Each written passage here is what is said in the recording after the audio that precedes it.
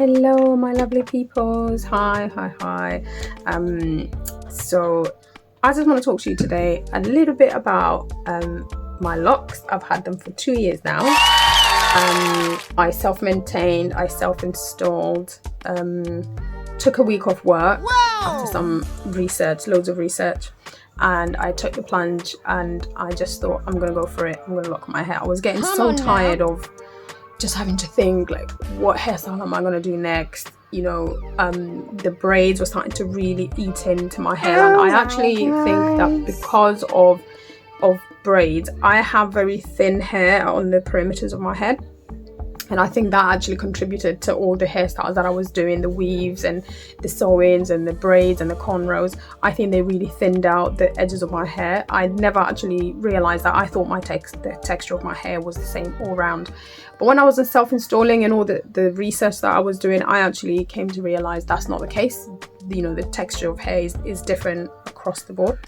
So I was going to just show you, so like if I just show you the sides of my head, if you look at that, it's really scalpy, because my hair is already very thin. I tend to measure my hair with with this lock, because when I first started, this one was literally like I was just twisting the hair. It was so tiny, I couldn't even interlock it. I just used to kind of just twist it round and just leave it. And then when it got to just tiny little bit, I did the first interlock, and it must have been like 2 rotations or something. Yeah, so that's kind of like both, you know, these two are kind of my measurements of how long my hair's become. So in 2 years, this is how much it's grown. And it goes to show you that our hair, you know, because we shed hairs every day, and then on top of that you put styles that make it shed, they make it like break and shed even more. No wonder our hairs don't end up getting so long. But people who do the minimalist that they can do with their hairs, even if it's like, you know, just band 2 knots, go to sleep, take it out in the morning and just stay that way, their hairs you know, end up growing quite long. So anyway, but you know, so just a few things that maybe to talk about. I do use a clarifying shampoo to wash it, and I do that maybe once every 2 weeks, because I realized every week it was, for some reason, I just felt it was drying out my hair quite a lot, and so I just kind of went every other week. So I just go every 2 weeks, and I use this. It's a I think it's a clarifying shampoo by Aunt Jackie.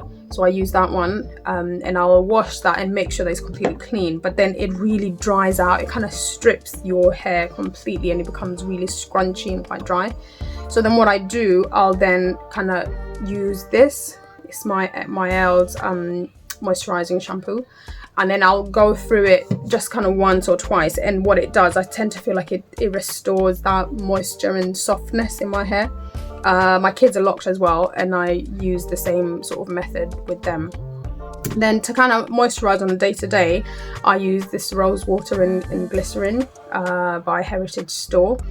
But what I do, I watched a video a couple of days ago where the lady was saying, if you're newly locked, then it's great that you can use rose water for the first kind of maybe 6 to 8 months or something like that. But then after that, it tends to dry out your hair, and over time. I've not experienced that. She did say something about the hair sort of changing color, and now that I'm looking at it, I can sort of see a tinge of brown.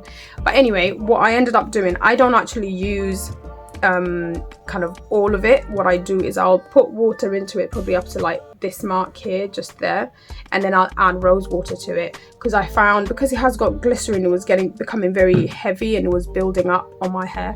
So what I ended up doing, I just decided to just, you know, water it down.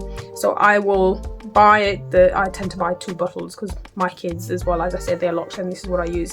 It does help in the moisturizing, and rose water is a humectant, if a lot of you know what that is. And what it means is that it can be a good thing and a bad thing. So you can have, on the one side, it can be great, because if you're in the shower, it's humid and you spray it before you have a shower, or it's you know, in the UK it can tend to be quite rainy, and the air generally can be quite humid, or the water in the air will get into your hair because the rose water absorbs that. But on the flip side, if you live on a country where it's really hot, using rose water, not the best, because all the moisture in your hair gets pulled into the dryness of the atmosphere where you are.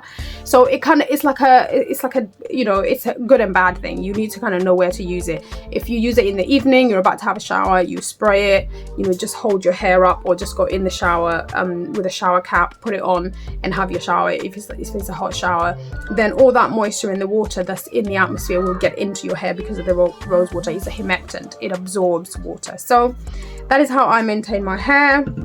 And then every now and then I use this little thing, and my son, first time he saw it, he said he looks like an elephant. And all I do is I just kind of comb it through.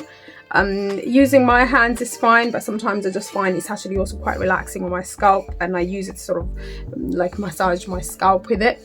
And yeah, it feels quite nice. I like it. So those are kind of the main things that I do to kind of maintain my locks, and to make sure that it's looking nice and healthy, and it's, you know, it's growing. I've not done any trimming to it. Well, maybe sometimes little bits if I kind of feel like the ends are too thin, I do tend to snip them off. But eventually, when all these hairs are kind of even and they've got to the length that I want it to be, my plan is to just trim it and kind of even it all out.